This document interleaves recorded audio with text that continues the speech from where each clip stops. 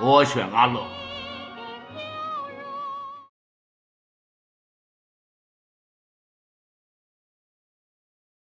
Hello, everyone. Welcome to this episode. Today, we continue our discussion on the topic of choices.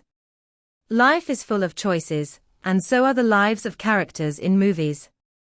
Sometimes, their seemingly simple decisions can spark profound reflections on destiny and karma. So, if it were you, what would you choose? In this episode, we'll talk about Running on Karma. Fans of Hong Kong cinema may know that this film and Throwdown share the same production team, but the styles are vastly different. If you're expecting the sci-fi vibes of Throwdown, you might be in for a surprise. Running on Karma disguises itself as an action, romance, mystery, and thriller, but at its core, it's a philosophical masterpiece. When I first watched this film, it was truly an emotional rollercoaster. At first glance, I thought it was a comedy with gimmicky special effects and makeup. Then, the investigation scenes made it seem like a typical crime thriller. Gradually, the suspense deepened, turning it into a mystery. The interaction between the male and female leads hinted at a touching love story.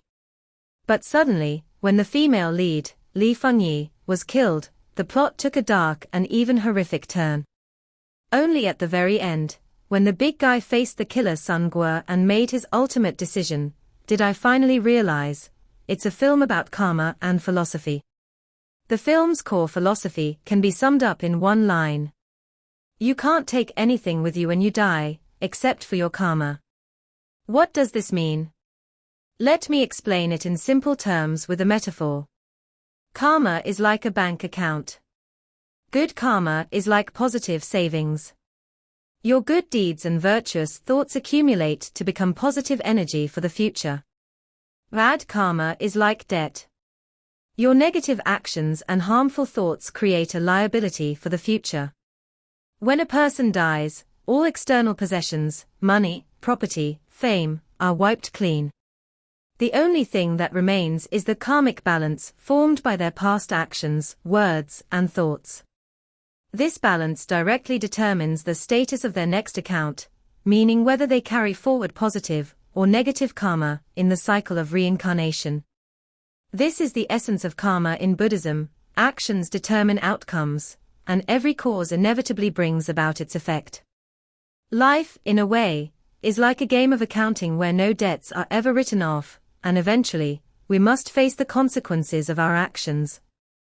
Now, let's examine the big guy's two critical choices in the film to see how it portrays this karmic philosophy so vividly. First choice, to save or not to save. In the movie, the big guy is given a unique ability.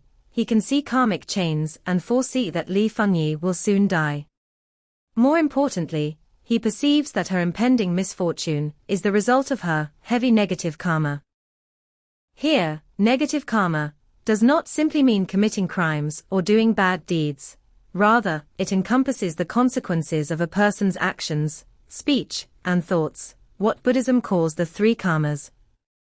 Physical karma refers to actions, like harming others or stealing. Verbal karma refers to speech, like speaking harshly or spreading rumors. Mental karma refers to thoughts, such as greed, hatred, or ignorance. Li Fengyi's negative karma is the result of these unwholesome actions and thoughts accumulating over time. In Buddhism, this kind of karma operates like a debt that must eventually be repaid. Her imminent death is the full manifestation of this karmic debt. The big guy faces a dilemma. Should he save her or not?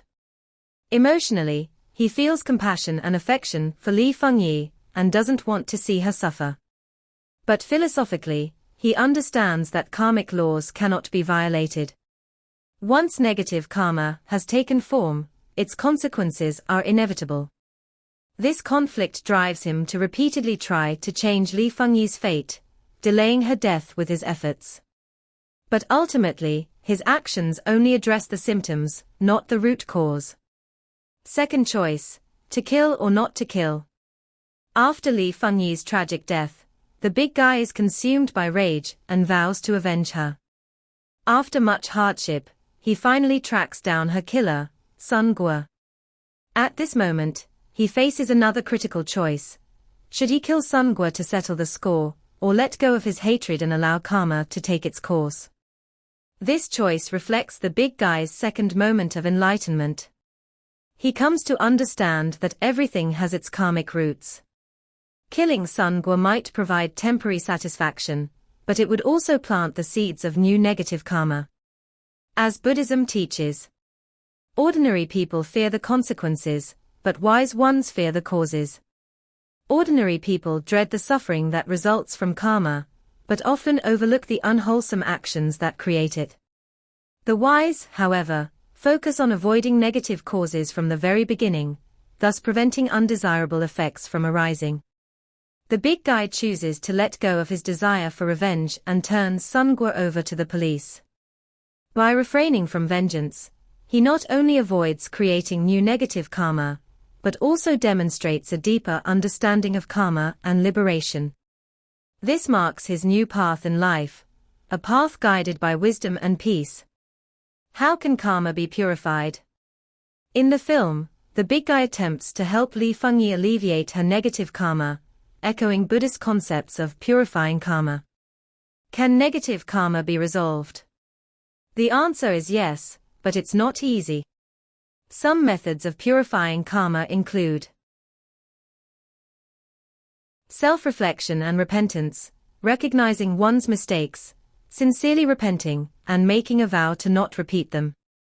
Accumulating good deeds, performing acts of generosity, kindness, and prayer to cultivate positive karma that offsets the negative. Receiving external aid, seeking blessings or prayers from others, but ultimately, karma remains the responsibility of the individual. Even so, purifying deeply rooted karma is a long process. In cases of heavy negative karma, its effects may already be unavoidable, as seen with Li Fengyi's fate. What would you choose? The two critical choices in the movie. To save or not to save Li Fengyi. To kill or not to kill Sun Gua. May seem simple on the surface, but they carry profound philosophical weight. The big guy's decisions ultimately reflect his deep understanding of karma, neither avoiding the consequences nor creating new causes. His choices inspire us to consider our own lives. Instead of fighting against destiny, perhaps the key lies in planting seeds of goodness to create better outcomes for the future. That's it for this episode. If you have any thoughts, feel free to share them in the comments. See you next time.